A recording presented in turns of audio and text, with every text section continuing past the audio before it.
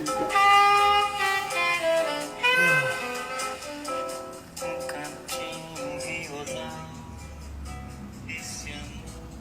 guys. So that song has just been stuck in my head, and I played it last live. It also felt very appropriate. I don't know why. There's this like melancholy to it that I really appreciate.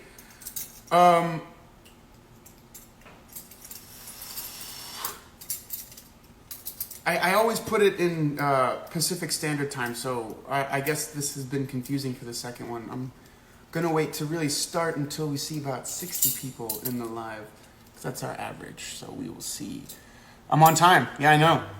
Weird, right?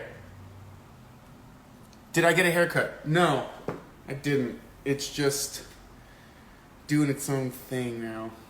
It's just really long. So I'm just gonna get that one. Good morning to the banana bread you didn't share, only. Well, good thing I have more banana bread that I'm not sharing. So, it's a good morning too. Ooh, Jordana, I am sorry. I just had this idea that I noticed people were not going to make it. And since we normally do it earlier than 3, I was like, am I messing things up? So if I do it around the same time as before.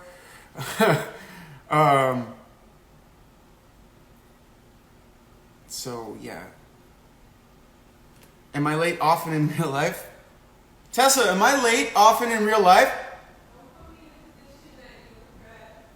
She said, don't put me in a position that I'm going to regret. Yes, I have a serious problem with time. We do not get along, but I'm fascinated by it.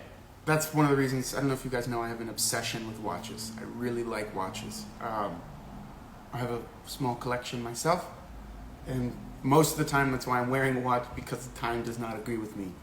If you can see, I even have like a watch tan on this wrist, kind of. You never tasted banana bread? Oh my goodness. Okay, I'm glad the time change is better for some.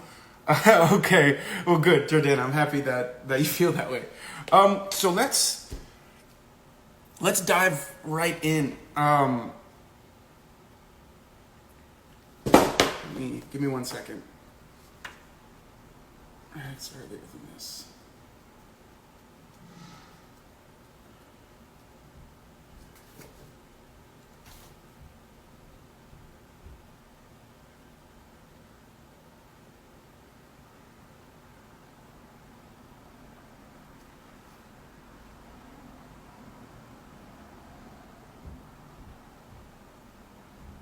Oh man, I'm just rereading the end of winter before spring and summer, and it's just, you pickle a breed, love. I feel so bad for her. So since we're talking about the entire, of course, I'm glad the postponement worked and worked out for everyone, or a lot of people. Oh my gosh, clumsy days are a good sign, actually. I think it's good luck. I need a time manager. No, I need better time management. The second half destroyed me. I think I like the way that structure kind of worked for the book. How we learn about the kids, and then in the second half, in spring and summer, which is often seen as like the young, right? Like, I know when they talk about lives in someone's life, they're like, oh, my summer, and then my spring, and then and then my fall, and then my winter. It's really interesting that we start with fall, and then winter, and then spring and summer, but we talk about the kids in fall and winter, and then the adults in spring and summer. There's got to be a purpose to that. Does anyone else think that's interesting? Am I the only one?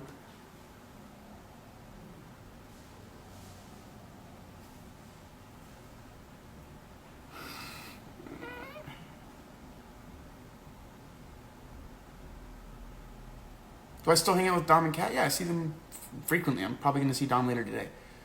Oh my gosh, another pasta talk. Is this what this live is going to become? A pasta talk?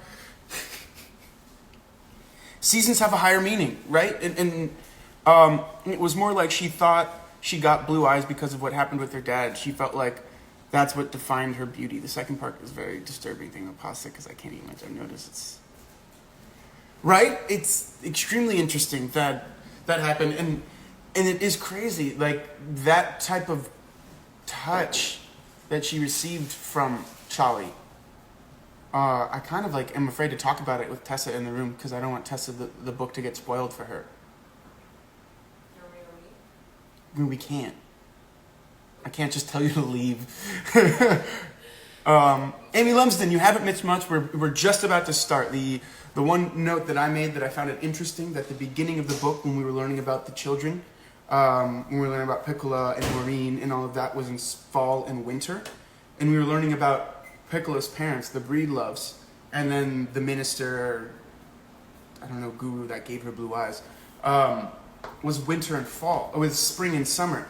Because often when we talk about life in the terms of seasons, spring and summer allude to youth, whereas winter and fall allude to old age. So she mixed those things, and I think, which is interesting, because it's like she wanted us to see the weight that the children were carrying passed down, and then she wanted us to see how these earlier seasons, these people, became the people that raised the children in a way, the instances that defined them, and helped their, oh my God, Maddie, I would take a look at Spark Notes and then forgot. Exactly, normally fall and winter stand more for an ending, so I think that's interesting. And yes, Lexi, that's exactly what thank you, exactly what I think she's bringing up, this generational trauma, this intergenerational trauma. Because of an entire season, the fall was just going to start right again. And I think that's exactly what, and then it's also interesting that it's named fall, like the loss of, the decline of. You know, that was not lost on me. She shows us that she shows us what the adults came from in their youth. Their experience means the kids don't have a true childhood. Yes, that's exactly what she's alluding to, and it was really interesting to come to that when I finished the book, and then I noticed those things. So it was like, what?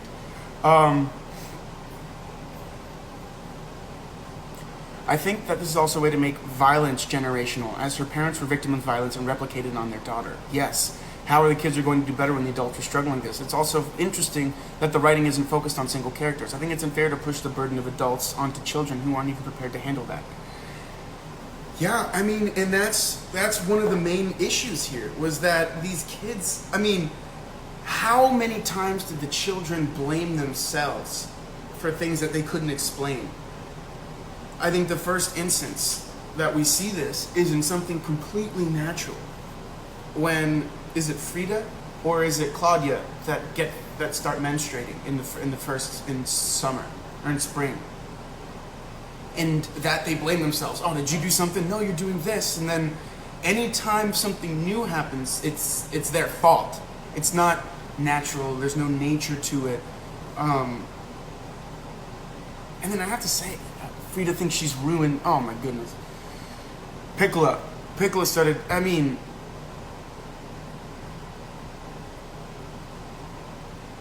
so this idea that anything that happens to them is their fault.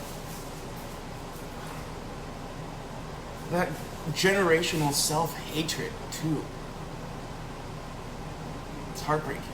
Morrison uses natural cycles to underline the unnaturalness and misery of her characters' experiences. Wow, Maddie, that's a great quote. Where did you get that quote? I would love to read the rest of that article. Oh, everybody, we have an author amongst us. I know many of you are authors as well, but one of my best friends, Joshua Venkataraman, you see Josh Venkat. His profile picture is actually the cover of his book. I brought it up, and I think during this time it'd be really cool to just bring it up again. His book is Accidental Activist. Justice for the Groveland 4. Again, if anyone hasn't read it and is interested how to make a difference or the process by which someone can do that, this book is a great and very insightful, inspiring read into how an average dude with an incredible ability, one of my best friends, so I can say that, decided to change something and worked really hard to do it and then achieved it. So cool thing. Now back to this. Um, it's just like that. The children are caught in something their parents had. And it's interesting to imagine what would become of Piccolo's child if she didn't become mad and the child would survive. I agree. And that's one of the...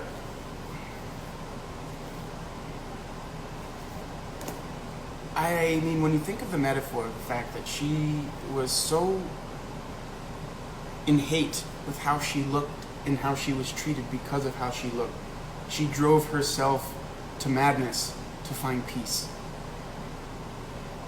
to blindness to find sight. Just like an incredible book.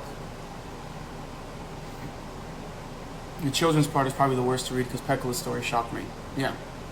It's sad when parents are victims of violence and abuse and they kind of pass the trauma onto their children. Spark notes. Hey, good stuff, good stuff. Society tend to culpabilize children and teens as being enemies to order. I agree with that, and that's another thing. Like,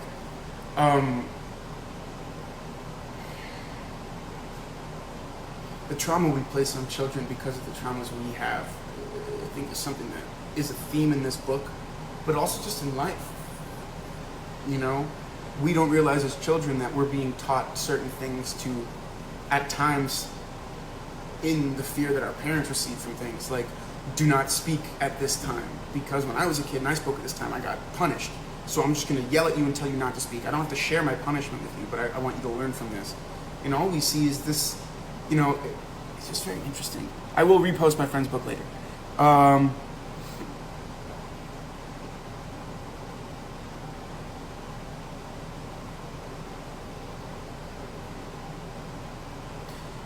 When a person is brought up with violence, it's difficult for them as an adult to not follow the same cycle with their own kids, but I've always felt that nurture works too, to a certain extent, but everyone has a choice about how they want to act. No one can tell them what to do. Jordana, I feel the same way, but like, in my life, when I think of, okay, how do I behave here? I think of the examples I had for people that I trust and respect, people that society has told me to trust and respect too. I think of my parents, I think of my grandparents, and I say, okay, what would my father or mother do in this scenario? And unfortunately, those examples of what to do, I think of Soaphead Church.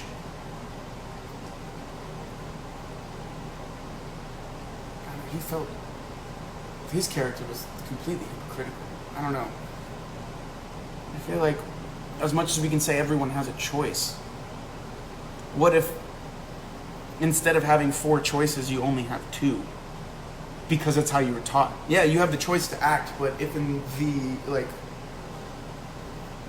let's say you have different colors to paint with, and over your life, different people teach you different colors, compassion, anger, you know, all of these feelings are colors. And then it's your turn to start painting, but you only have the colors you were taught or actively sought out. And in the society that Piccolo lives in, she doesn't see many colors, especially towards her, right? The only colors she receives are being made fun of, feeling small, being abused. So those are the only colors that she would have, because those are the only colors that were received and given freely by her parents. I don't know. So there's a lot of depth into that, and I would love to explore that. I was shocked how detailed she wrote about the rape, honestly. Like, I had to take a break after. To me, it was interesting that when I was reading it, it was almost as if I didn't want to believe what was happening. I was reading that and was like... And it did take me time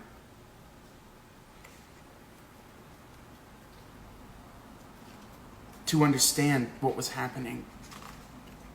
You know?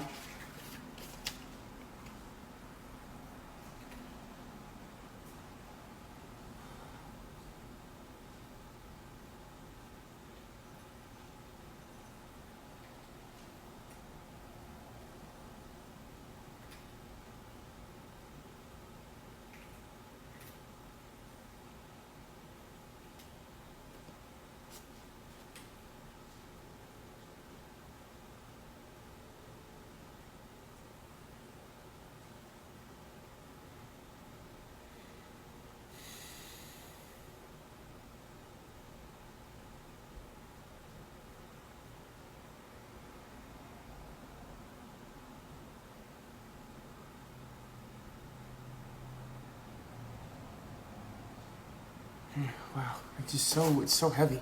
Sorry, I was gonna read it out loud, but then I just kept reading it, and I was like, I can't read that out loud. Rude for some aspect, but the impact of the scene, well, it sounded like he actually cared for Piccolo for a moment, but he doesn't even know how. And that's the thing, Annie. That's the crux of it. Is like that's the only way he discovered in his own life how to feel this.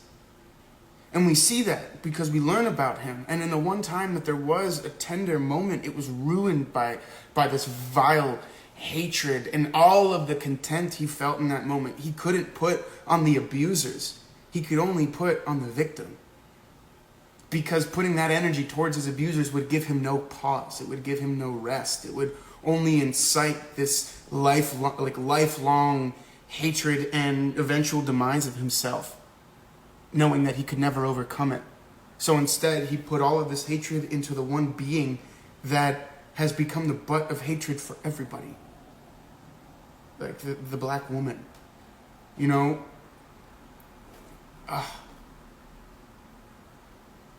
cycle that he continued, that he perpetuated, that free from consequence, he then left. I don't know. It's just... As you guys can see, I have so many thoughts about this. And I just ramble now and I try to understand what I think it means.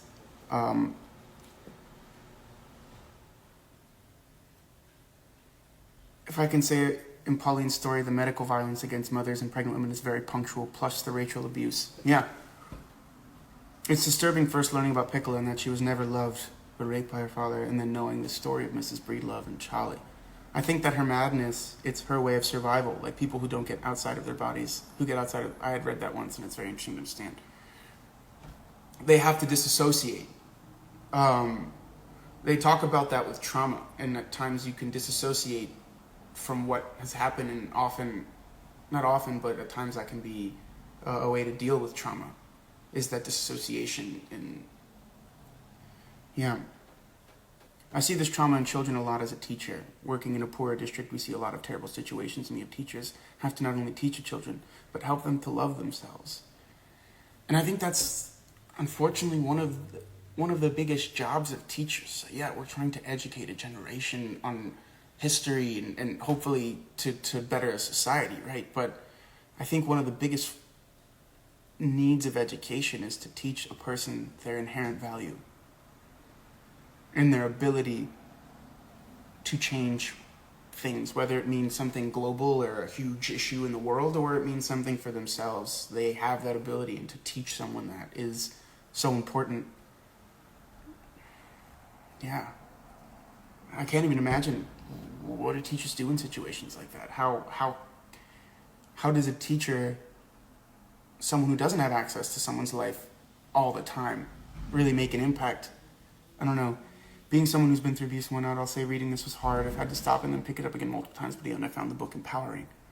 Wow. Good. I'm glad. And, I want to say this beforehand. I apologize that I wasn't able to have a trigger warning or anything for books like this, and I'll look into that next time, just in case there are people that may find reading stuff like this a little more disturbing. I can give a heads up, and I apologize I wasn't able to do that before. I'll make sure I look into that in the next, in the future. But thank you for sharing your truth, and that's awesome. This book empowered you. I'd love for you to speak more about that empowerment if you can. But thank you. The whole chapter of Soaphead Church was disgusting, but then that's something else that I think is fascinating. The ability to rationalize the things you're doing. Almost the necessity to do so when it's something that horrific, Mrs. Breedlove's story, it's very impressive too, the way she described her life, the pregnancy, the sadness of the narration. The way the book referred to his act as a way of showing her love, seeing her, I still can't find the words for how far that made me feel. Yeah.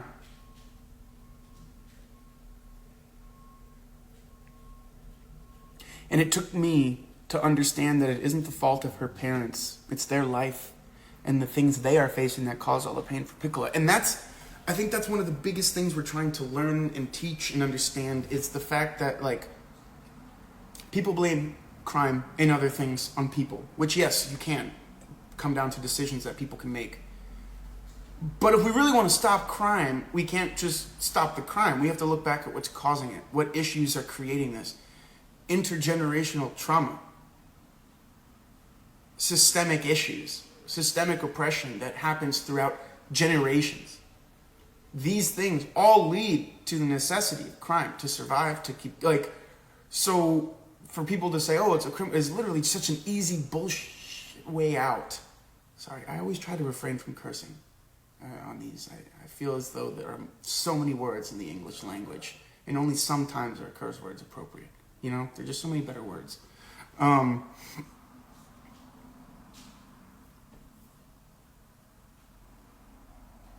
Knew he held no power against those white guys, so automatically he turned his hatred into fragile link. Yes. Okay, I'm just going to start reading and catching up on comments if everyone wants to do the same.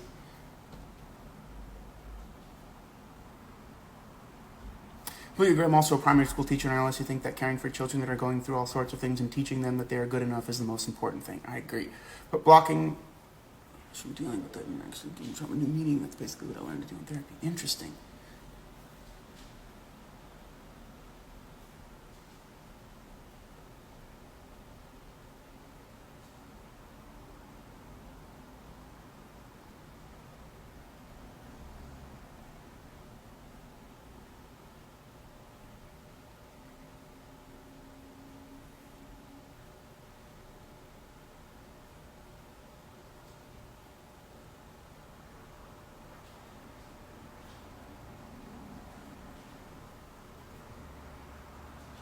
Toni Morrison said she wants to write the unspeakable.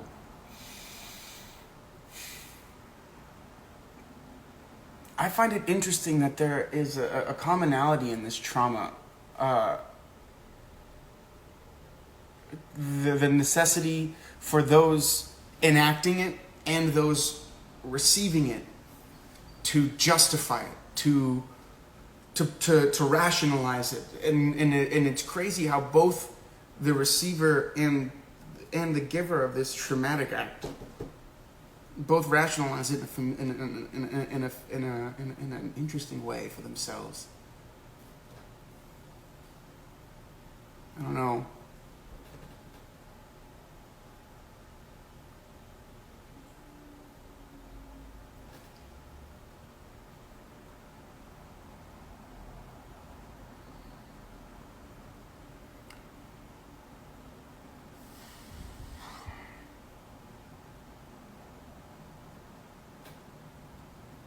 You know what? I'm going to read Soaphead's letter.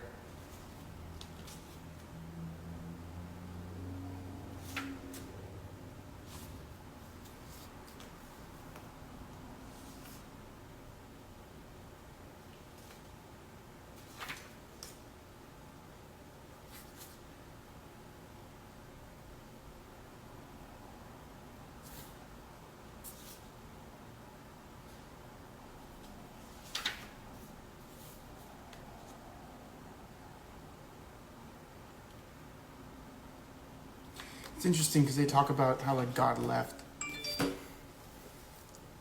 And I could get into a religious debate about that. But I don't know. I don't want to... Let's not get into religion. We talk enough about politics. How many Toni Morrison books have I read? We have now read 2 together, and I've read 3 in total. Jumping ahead, but can we talk about the Soaphead Church who gives her what she asked for? Was a child milestone? That was someone to try to take in, that he saw her and understood her.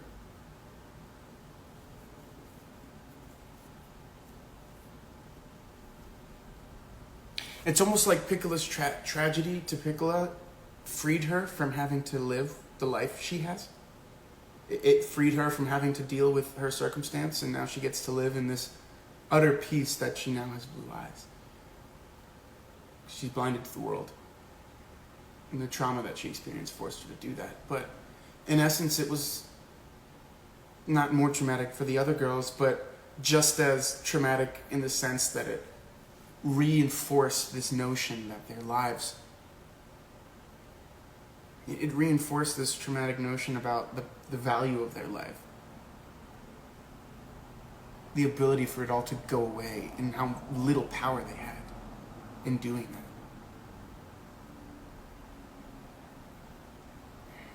Right? How does everyone else feel about that?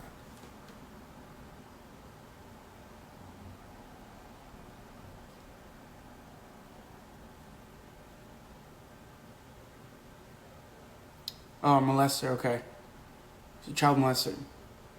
But that's another thing, how his trauma that he was placed, that he felt because of his inability to perform, all of the things he felt that he couldn't feel from a child. He couldn't get rejected by a child. And if he did, he could...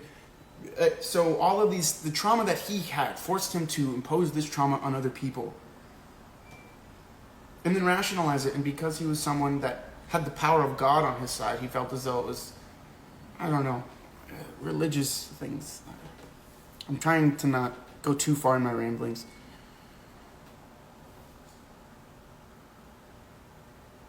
Which other book of hers do you recommend? I recommend Beloved. Do I have? Oh no, it's in my library at home with my parents. But Beloved by her is just brilliant. Brilliant.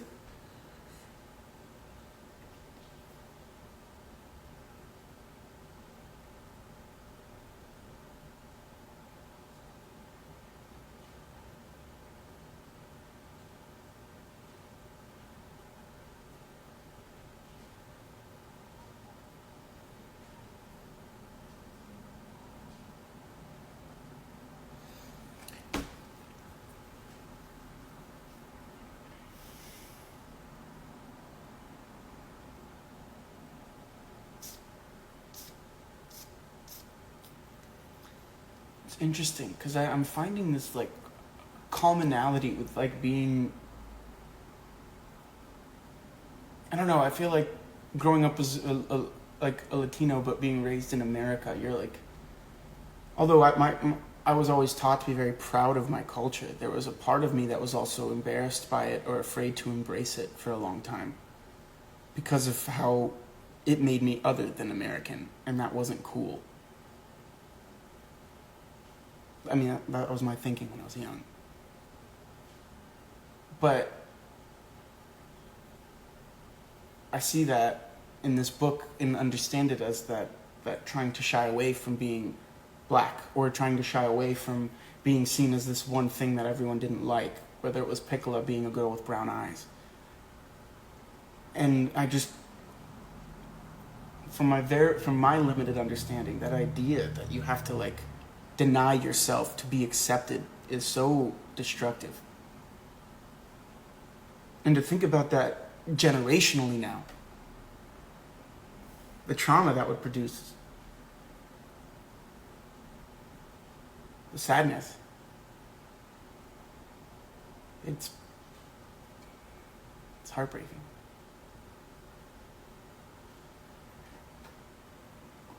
There's a part where Tony describes the hierarchy of discrimination. White women, black people, black women suffering the most of it. Mrs. Breedlove caring more about the other house and the little girl as they were beautiful, as that was what she had been influenced to believe by what she had seen in the movies she loved. I know, right? She couldn't even love her daughter fully because of the hatred she felt towards herself. It was really sad. Really sad.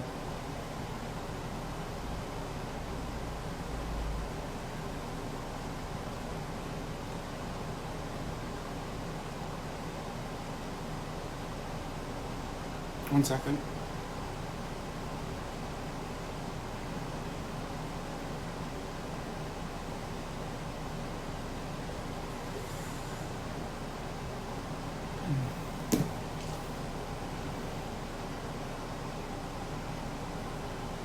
I know, brown eyes are so warm and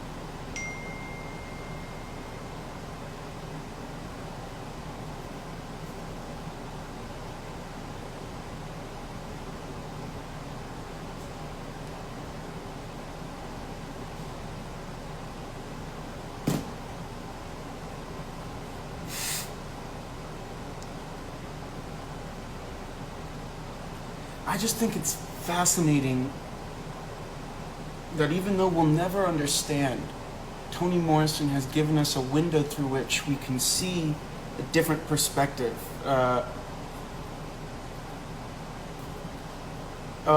window into a world that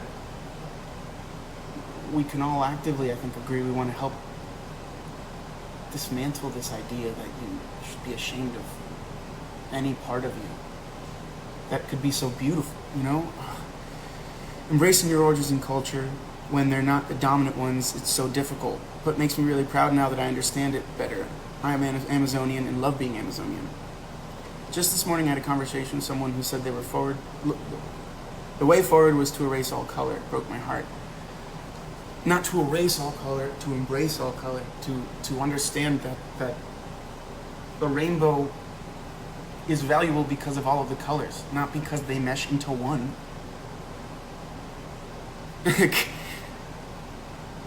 I think since Miss Breedlove cared about the people in the other house more than her own children, it caused Piccola to hate herself because she thought she looked ugly. Yeah.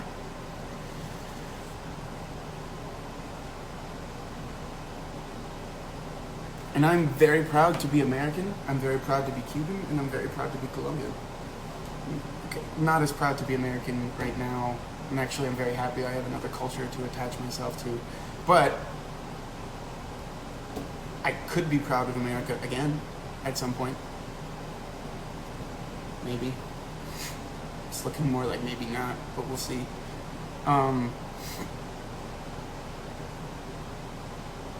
We'll see. We'll hold, but that's not what this is about right now.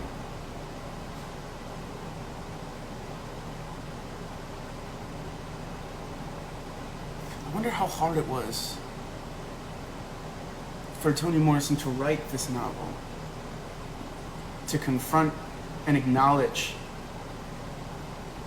the system-like oppression of her own, like to discover that.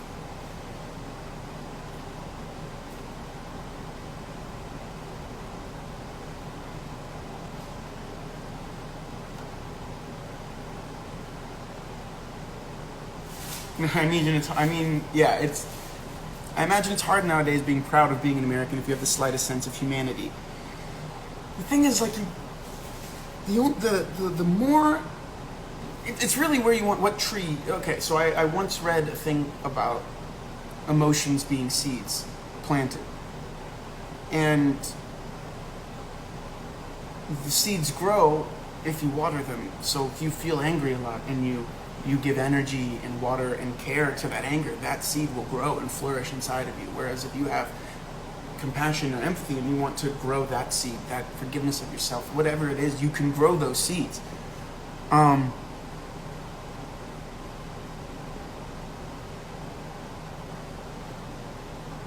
So unfortunately, when you examine history, especially pretty much any history of an empire, it is fraught with destruction, genocide. There's no peaceful way someone achieves being one of the biggest countries in the world.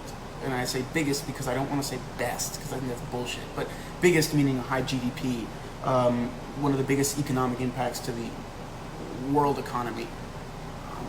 But you don't do that peacefully. And when you study the United States' history, it is fraught with terrible things the U.S. has done in selfish pursuit of its own grandeur. But that doesn't mean it can't use that power that it's achieved for good.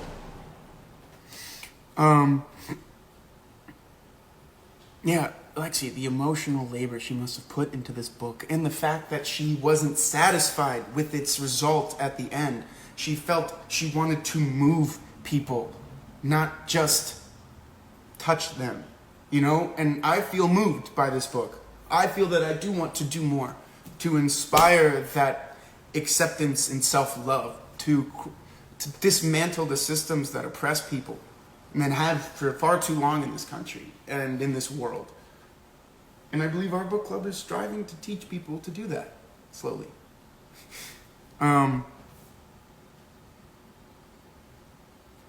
She said she wrote it because it was something she wanted to read and couldn't find at the time. I was honestly hoping Claudia and Frida would be able to help Piccola just a little. Maybe not ostracize her, but at the end, they're kids too.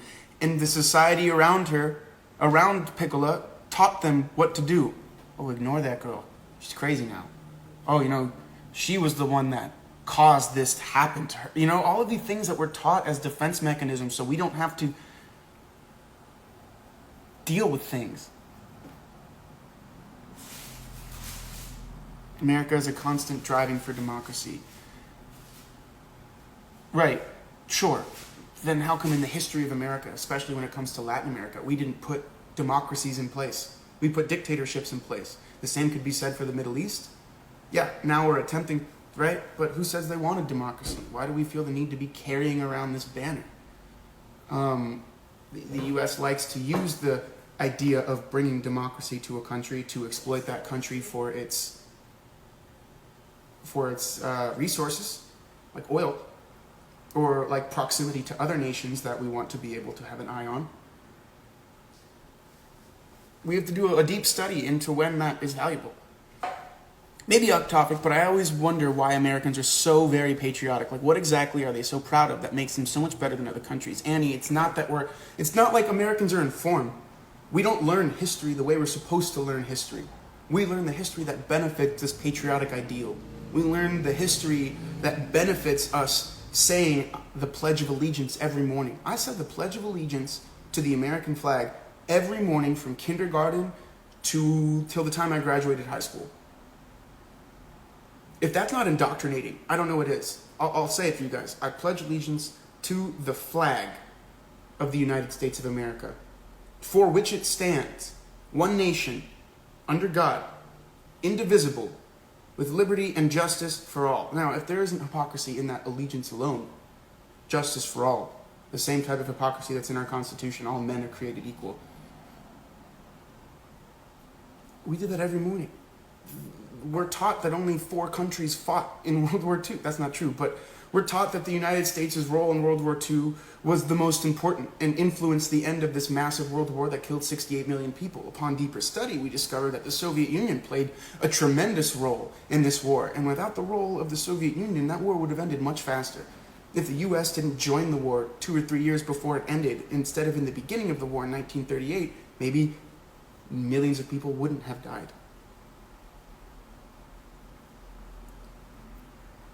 It's because we're taught to be ignorant to our faults and to excessively over-exaggerate our strengths.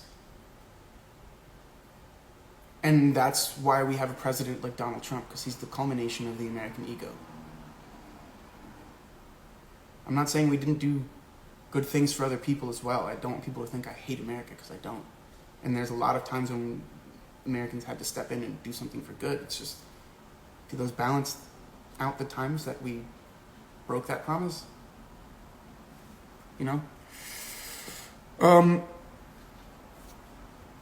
It's so important that there are Americans like you who feel proud about their country. I think it has to do with being brainwashed at a young age in public schools. I can't seem to get into the book. Like, really feel the emotion. It sucks, but I just can't seem to get that back. Hobbes. I wonder if reading out loud would help. I've done that with Toni Morrison's book especially. They're really great. I feel like if you read to someone, even if it's your cat, like I read to Stella sometimes, and it helps. Yeah, and if... Yeah, that's it. Sometimes it's just the book. I know that my mother had a hard time reading Toni Morrison. I think English not being her first language, and Toni Morrison, in the way she writes, sometimes can be difficult for people like without English being their first language to really get into the color of her language. That could be another thing, but I suggest keep trying. Like this chant Americans kids do before school, it's allegiant pretty much. The Pledge of Allegiance, yes. We do it every day before school. I fought against beauty standards my entire life because became the first plus-size Muslim in my region. But I could never really understand the weight of racial discrimination, never having lived it. Education does play such a major role in the event, even if it's miseducation.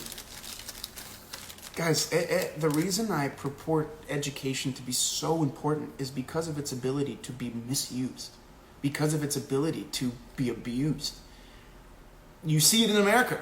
We have a ton of Americans assuming that we were World War champs and that we've been running the world since 1945 and all of these things as if we're the only nation that exists.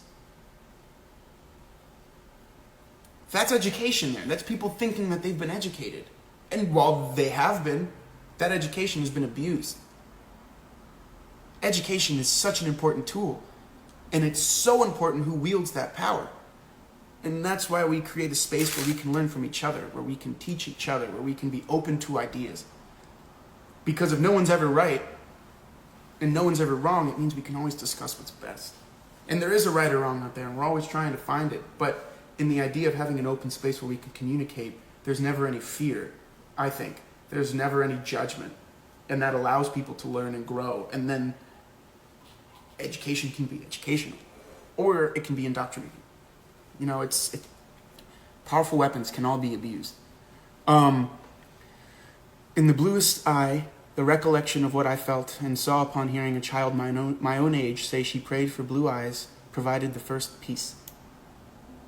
That's why I keep reading, and it's her first book, The Immensity of Toni Morrison. To be honest with you, to read this and find out it's her first novel only speaks to the power that she cultivated over her lifetime and the ability, the true power she had with the English language. Like, this is her first novel, and it's immensely personal, impactful, expertly written with a beauty and color in language that is so unique to her voice. I love this book. Exactly, I think that she really underestimated the power of her writing. It moved me greatly too. Humans are odd beings, having a predator base but wrapped in an enigma. This book was the best to begin our Rosende Read Summer with BLM. I agree. It opened us to a lot of conversations and talks, and I'm very excited to read James Baldwin next. I think it's going to be a very insightful read. More banana bread for me, Rita. Don't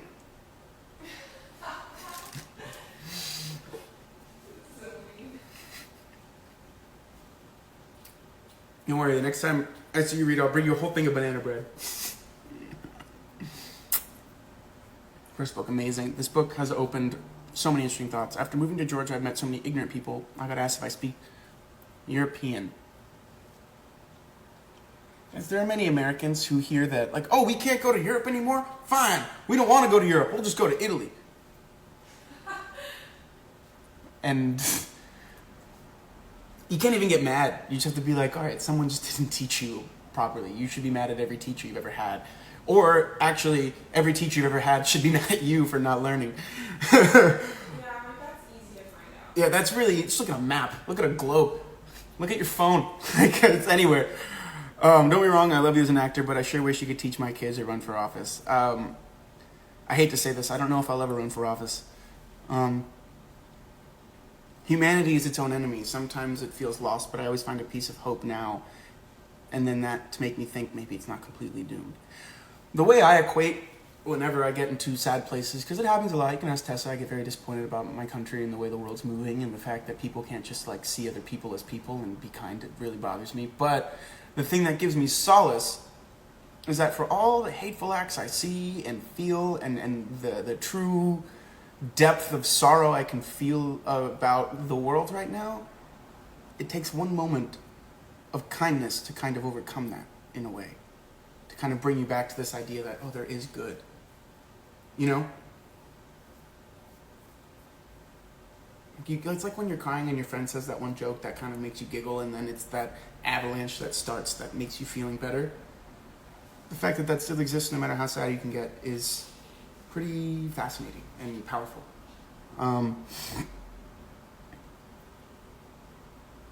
Under God was added to the pledge. Believe that.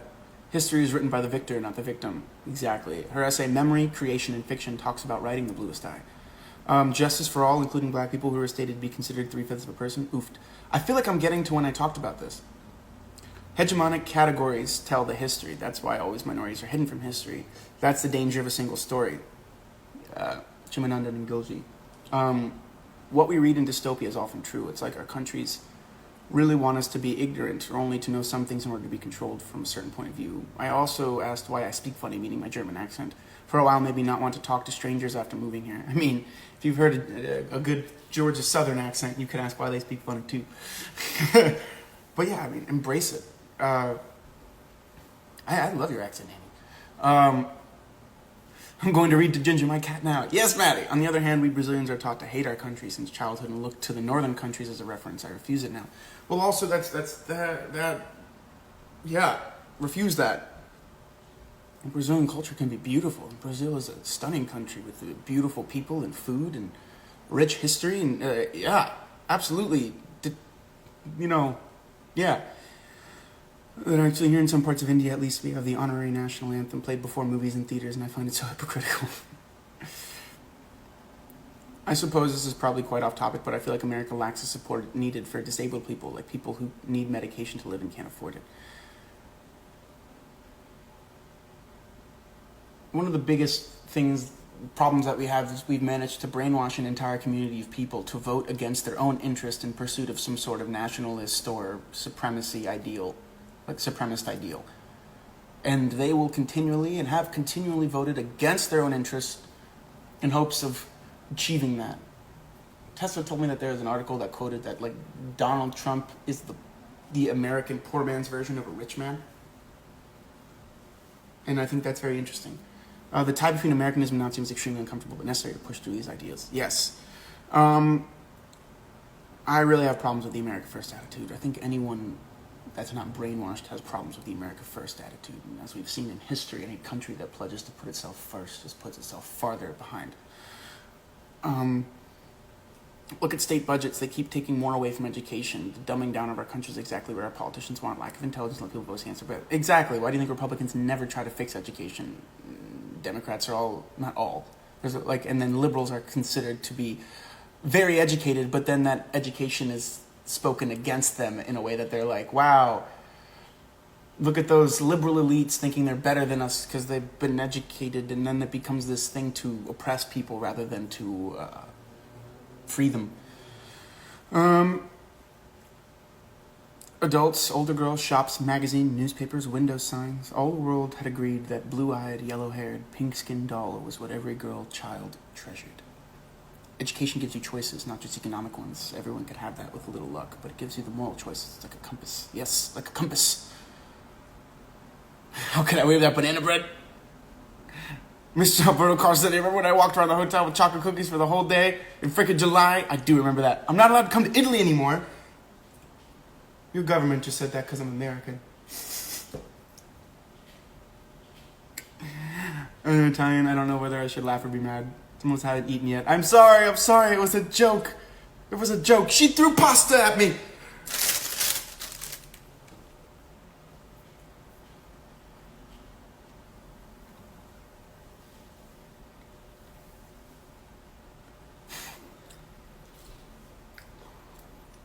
The fact that you have Americans that can't say every state and capital in America is really bad. And now me saying that, I'm like, wait, am I a hypocrite? Can I say every state and capital? I used to be able to. I know every state, but every capital of every state? That's when it gets hard. Oh no. 10 minutes left. Oh my gosh, thank you, Jordana. 8 minutes left.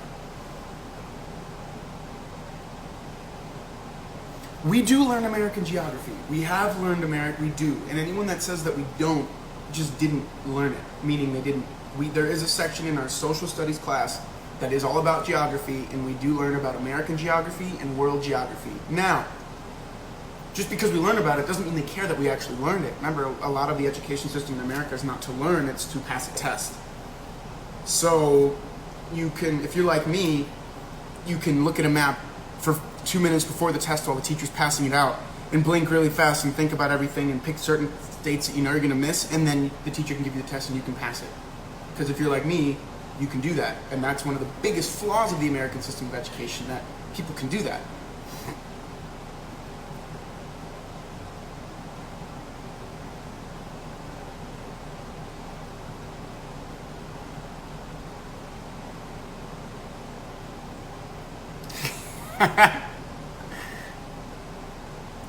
I'm skimming through comments really quickly. Oh my gosh, Tessa, we got invited to Rita's. I just saw that. Tessa just looked at me just as fast, Rita. We're very excited. I wish we could go today. An exact quote from Tessa.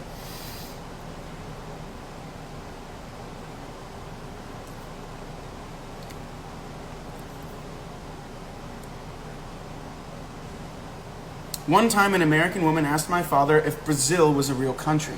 Well, you should tell that American person that Brazil has a population almost exact to the United States. It is one of the biggest markets in Latin America. It is the biggest country in Latin America and has a giant landmass. You know, like, yes, it's a real country. And the fact that she doesn't know that makes me sad to think of all the things Brazilian that she could have experienced that she hasn't yet.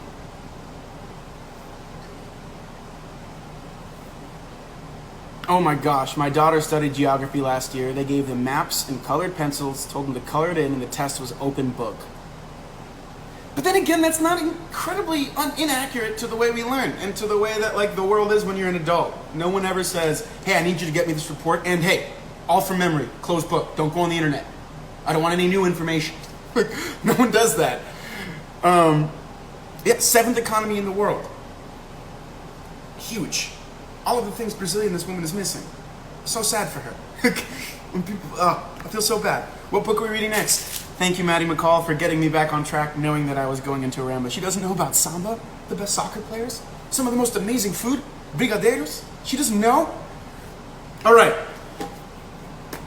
So everyone, we are going to talk about the next book. We have about 5 minutes left. I'm sorry we didn't get into quotes, but I think we can all agree this whole book is one giant quote of beauty, and the way that Morrison uses the language should be something we all can aspire to. Another thing why I think reading is so important is because you learn different ways in which people use tools. Language is a tool. As an actor, that's how we see it. You could use the words "I love you" as a hammer, or you can use it as a blanket to wrap someone in. You know? She doesn't deserve brigadeiros. So Toni Morrison has learned an entirely individual way to use the tools of language, and it is one of my favorite quotes. One of my favorite masteries of the craft. So I think we should continue to look at that. Her work is poetry. I agree. I think this live is about Brazil now. It's about Brazil. Exactly, we had a great thing. And if you guys want to start sharing quotes on Twitter, I'll share, and I'll share my thoughts about them too. The next book we have is If Beale Street Could Talk, that I think I would love to couple with a conversation about the movie. So we'll talk about that after the first half. So we'll read the first half, which the book is what? 200 pages? Less. 2 weeks. Easy peasy.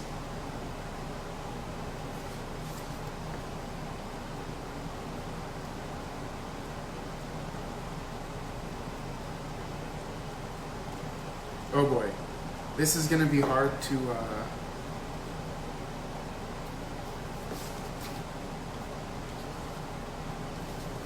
talk about. How should we do this? Should we just say the first half? That was annoying. First half is like 3/4 of the book. It's 200 pages, so let's not do this Sunday. Idea. Hang with me here. We're going to read the whole book by next Sunday. Not this Sunday, I believe the 11th or 12th. I'm talking next Sunday, the 18th.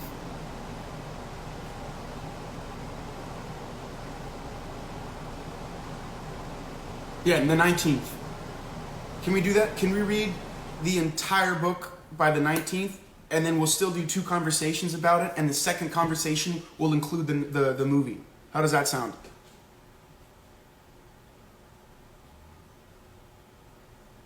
You know what? We'll make different pools. I'll do different things, but I think that works. The whole book in 10 days, very easy. That's about 20 pages a day. If you read a page a minute, that's 20 minutes. If you read a page every 2 minutes, 40 minutes. If you read somewhere between that, 30 minutes a day, which is exactly what I always advocate, rather than doing what I do sometimes where I try to just read like 100 pages in a sitting. So we will read the entire book by July 19th. July 19th, we will do our first conversation of the book. And then the following week, we will do our second conversation with the book in tandem with the film. So we'll converse about the rest of the book, and then we'll talk about the differences with the film, what the film achieved, that the book might have been trying to achieve, all of that. And then we'll move forward into our final entrance into this, and then we'll probably take a month off, and then we'll start with, maybe we'll continue. I don't know. We'll see what that goes. But, so we'll do that. I'll still keep polls going just in case we decide to change things. I've also read 100 pages in a day. I can read 100 pages in an hour, and I bet a lot of you can too. So that's why I was like, 200 pages, 10 days. That's okay. Maybe we'll just do like a check-in live on like Wednesday to see how everyone's reading's going, to see if any questions. Not talking too much about the book, but just kind of catching up with it. And then that following Sunday we'll be like, all right, cool. And then maybe if you guys schedule like a watch along or something for Saturday before we have our second conversation, right? That'd be kind of cool. But I'm sorry if people were confused about today's live. I know I have like 2 minutes left. Thank you for this amazing conversation about another incredible book. Toni Morrison is one of my favorite novelists, authors. Wow. Just wow. Great book.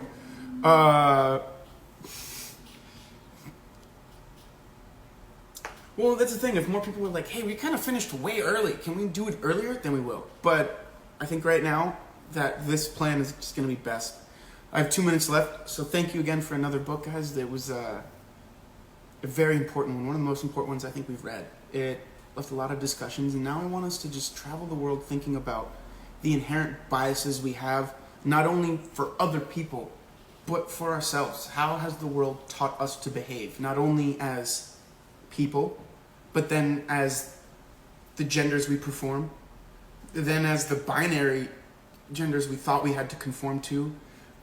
Like, start assessing those different steps in your life. And I think this is a cool book to start acknowledging the ways in which we were shaped by our outside world, and then how we can either agree and embrace those things or change them. Okay, next live's Apostle Live. Got it. So like I always say, continue searching, continue to be curious, continue questioning, continue learning, and continue growing. Continue to be open. And most importantly, continue to be positive forces of change in your communities. Now more than ever, we need beacons of positivity, hope, and love. That's the only way we're going to change, and it's the only way we're going to grow. Thank you for today. I feel tremendously motivated now for the rest of the day. Yeah, any quotes or anything you want to share on Twitter, awesome. I'll share them as well.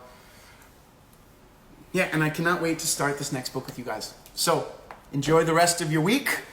Have a good weekend this weekend. I will see you next week. And, yeah, have a good one, guys.